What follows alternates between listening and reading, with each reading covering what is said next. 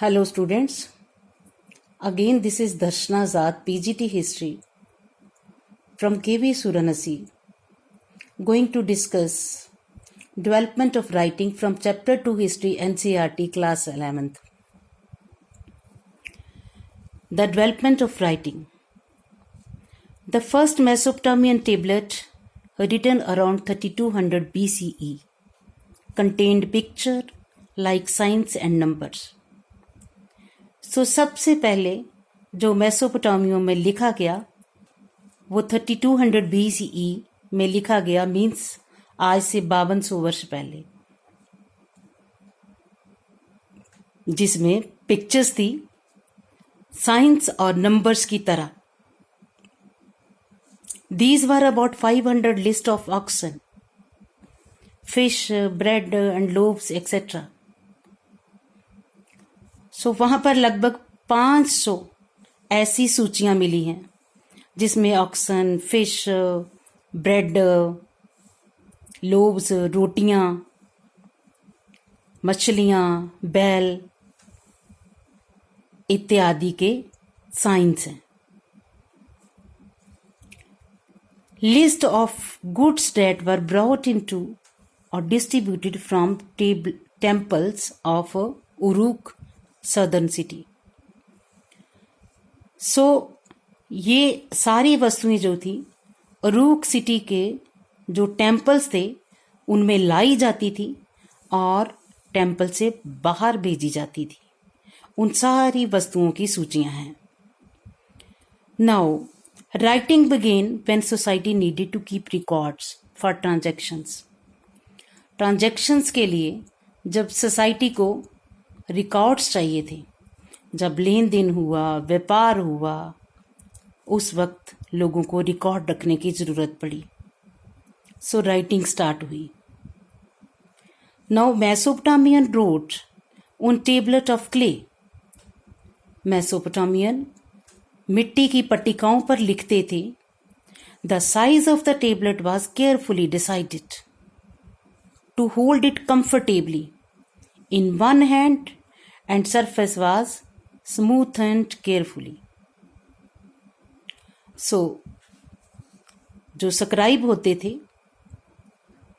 वो टेबलेट का जो साइज था उसको बहुत केयरफुली डिसाइड करते थे जो उसको एक हाथ में पकड़ लें और दूसरे हाथ से आसानी से उसमें लिख भी लें.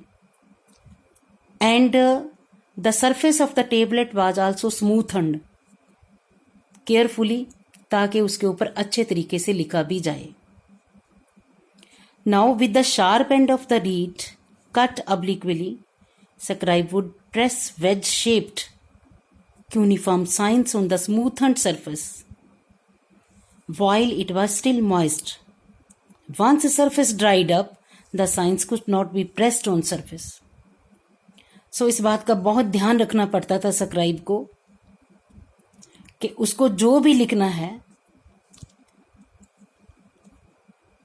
वो उसको गीली मिट्टी के ऊपर ही लिखना है, क्योंकि एक बार वो ड्राई होगी तो उसके ऊपर कुछ लिखा नहीं जाएगा, और ड्राई होगी तो जो पहले भी लिखा है अगर अधूरी इंफॉर्मेशन या भी लिखी है तो वो बेकार हो जाएगी. सो ये बड़ा डिफिकल्ट काम होता था. सो वो कैसे लिखता था? With the sharp end of the reed cut obliquely. सरकंडे को एक एंड से तिरछे रूप में काटा जाता था और उसके बाद उसके साथ उसमें वेज शेप्ड वर्ड साइंस जो थे वो बनाए जाते थे.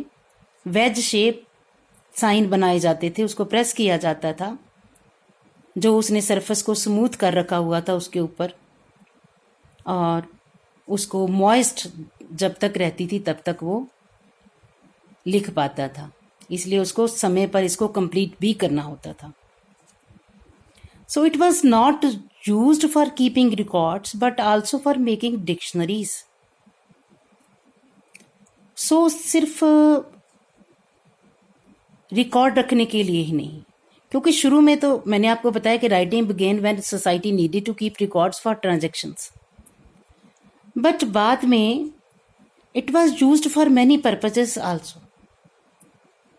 For example, for making dictionaries, for legal validity to land transfers, narrating the deeds of the king and announcing the changes of the king and changes in customary laws. So उसके बाद इसको कई पर्पस के लिए like dictionary के लिए किसी भी डॉक्यूमेंट को लीगल वैलिडिटी देनी है, लाइक कोई भी ट्रांसफ़र की है किसी भी चीज़ की, ज़मीन की या किसी और चीज़ की, या वैसे कोई लेन देन हुआ है उसको लीगल वैलिडिटी देनी है, राजा के जो कार्य हैं उसको बताना है लोगों को, या राजा के द्वारा की गई जो कुछ चेंजेज हैं, कुछ अनाउंसमेंट्स हैं उसको बताना है, या राजा ने कुछ लैंड के रिगार्डिंग कुछ जो परंपरागत कानून है उसमें बदलाव किया है, तो उन सब पर्पस के लिए इसको यूज़ किया जाता। And earliest known language was Sumerian language थी। उसके बाद it was replaced by Akkadian. 2600 BC में the language was Sumerian and it was replaced by Akkadian. I have told you earlier in my previous video. And cuneiform writing in Akkadian continued in use until 1st century BCE. So जो cuneiform writing थी, जो wedge shaped word थे, वो 1st century BCE तक चलते रहे। Now the sound that cuneiform sign represented was not a single consonant. सिर्फ एक कॉन्सोनेंट नहीं होता था जो साउंड होती थी क्यूनिफॉर्म वर्ड की, और ना ही एक वावल होता था, मतलब ना ही व्यंजन ना ही स्वर, but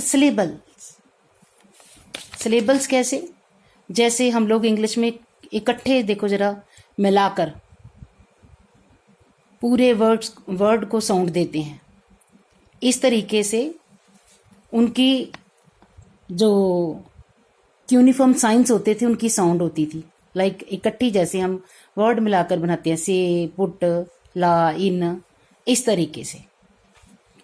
so it was very difficult for scribe to learn 100 of signs to able to handle a wet tablet and get it written before it dried up. अब आप सोचो कि कितने साइंस हैं, 100s of signs were there, and वो है भी syllables, and उसके लिए कितना डिफ़िकल्ट होता था कि उसने उसको याद करना होता था, क्योंकि कहीं से कॉपी तो करनी नहीं होती थी, फर्स्ट टाइम लिखना होता था। सो स्क्राइब को ये सब कुछ याद करना पड़ता था और उसको लिखना होता था ताकि वो एक बार एक पट्टिका के ऊपर पूरा लिख ले, इससे पहले कि पट्टिका सूख जाए। Now the literacy rate was less, very less. Very few Mesopotamians could read and write. Not only were these hundreds of signs, but these were very complex. और यही कारण था कि बहुत कम लोग पढ़ लिख सकते थे, क्योंकि साइंस इतने ज़्यादा थे और कम्प्लेक्स भी थे। So very important. The script of Mesopotamia was read by Henry Rawlinson and other scholars in 1850s. और ये बहुत बड़ी अचीवमेंट है, बहुत बड़ी उपलब्धि है। आज मैं आपको इतना इसके बारे में बता रही हूँ, जहाँ हमारे सामने सभ्यता की इतनी जानकारियाँ हैं, तो उसका क्या कारण है? उसका यही कारण है कि इसकी जो स्क्रिप्ट है वो पढ़ी जा चुकी है। जबकि क्लास 12th में जाकर आप अपनी हड़प्पा सिविलाइजेशन के बारे में जब पढ़ोगे तो हम देखेंगे कि उसकी स्क्रिप्ट अभी तक भी पढ़ी नहीं जा चुकी, और जिसकी वजह से हमारी जानकारियाँ उस सिविलाइजेशन के बारे में अधूरी हैं। बट मेसोपोटामियन सभ्यता के बारे में ज़्यादा जानकारियाँ होने का एक यही कारण है कि इस सिविलाइजेशन की स्क्रिप्ट को पढ़ा गया, जिसकी वजह से हमारे पास बहुत सारी जो टेबलेट्स के ऊपर उसका रिकॉर्ड था वो हमें जो है वो मिल गया। Now the uses of writing. Story of Enmerkar, the ruler of Uruk. अब सुमेरियन लैंग्वेज में लिखा गया एक लॉन्ग एपिक पोइम है, जिसमें एनमरकर के बारे में, एनमरकर का जो रिलेशन है वो ट्रेड के साथ, राइटिंग के साथ, सिटी लाइफ के साथ जोड़ा गया है। मैंने उस स्टोरी को पूरा नहीं लिखा यहाँ पर, बट मैं उसको बता देती हूँ कि एनमर्कर जो है, इस एपिक में जो एनमर्कर के बारे में स्टोरी बताई गई है, ये समेरियन एपिक पोइम है। उसमें बताया गया है कि एनमर्कर जो है, उरूक का राजा, उसको अपने मंदिरों को डेकोरेट करना है, ब्यूटीफाई करना है। सो उसके लिए उसको लेपिस लुजली चाहिए, उसको प्रेशियस मेटल्स चाहिए, जो कि उसके पास नहीं है, क्योंकि मेसोपोटामिया में तो इन चीज़ों का अभाव था। सो वो क्या करता है कि इन सब को मंगवाने के लिए अपना एक दूत अरट्टा में भेजता है। So Aratta was at a very distance place from Uruk. So जो उसका मैसेंजर है वो अरट्टा जाता है, बहुत लंबी यात्रा करता है। रात को वो तारों की रोशनी में, दिन को वो सूर्य की रोशनी में चलता जाता है, कई माउंटेन रेंजेस को पार करता है। और लंबे समय के बाद जब वो पहुंचता है रट्टा में, तो वो मैसेज भूल जाता है कि उसको एनमर्कर ने क्या मैसेज दिया था। अगेन वो खाली हाथ वापस लौटता है। इस तरह से वो कई बार गया, कई बार आया, वापस मैसेज भूल गया। और लास्ट में जो एनमर्कर हैं, जो उरुक का रूलर है, वो एक गीली मिट्टी की, जो क्ले है, गीली मिट्टी से टेबलेट बनाता है और उसके ऊपर अपने हाथ से कुछ लिख देता है, जिसको जो लिखता है वो वेज शेप के ही जो लेटर्स हैं वो कुछ उससे लिखता है। बट जो भी लिखता है उसको अरट्टा का शासक बहुत ध्यान से देखता है, उसको समझने की कोशिश करता है। अब इस एपिक में जो लिखी हुई बात है वो ऑथेंटिक है या नहीं, इसके बारे में कुछ नहीं कहा जा सकता, लेकिन इस स्टोरी से इतना जरूर पता चलता है कि राजाओं का व्यापार में जो राइटिंग में एक बहुत बड़ा योगदान रहा है। आर्ट ऑफ राइटिंग में और व्यापार में एक बहुत बड़ा योगदान रहा है। Now the legacy of writing. मेसोपोटामियों की राइटिंग की बहुत बड़ी देन है विश्व को। So the greatest legacy of Mesopotamia to the world is its scholarly tradition of time, reckoning and mathematics. उसकी जो बौद्धिक परंपरा है, जो काल विभाजन की, जो मैथमेटिक्स की, वो बहुत ही सराहनीय है। Greatest. Now mathematics. Mesopotamians knew multiplication, division, square root and compound interest. और अभी भी जो उनका एक टेबलेट के ऊपर 2 का स्क्वायर रूट निकाला हुआ है, आज अगर हम आज के मैथमेटिक के हिसाब से 2 का स्क्वायर रूट निकालते हैं तो उसमें बहुत ही स्लाइट डिफरेंस है। कैलेंडर की अगर बात करें तो they divided the year into 12 months according to the revolution of the moon around the earth. मतलब it was lunar calendar. Again the months into 4 weeks, and the division of the day into 24 hours, and the hours into 60 minutes. And their this division of time transmitted to Roman world of Islam and Europe. So ये सब जो उनका ज्ञान था वो Roman world में पहुंचा, वो इस्लामिक वर्ल्ड में पहुंचा और वो यूरोप में पहुंचा। और अगर हम बात करें तो they also knew about the eclipses, solar and lunar eclipses, सूर्य और चंद्र ग्रहण के बारे में उनको जानकारियां थी।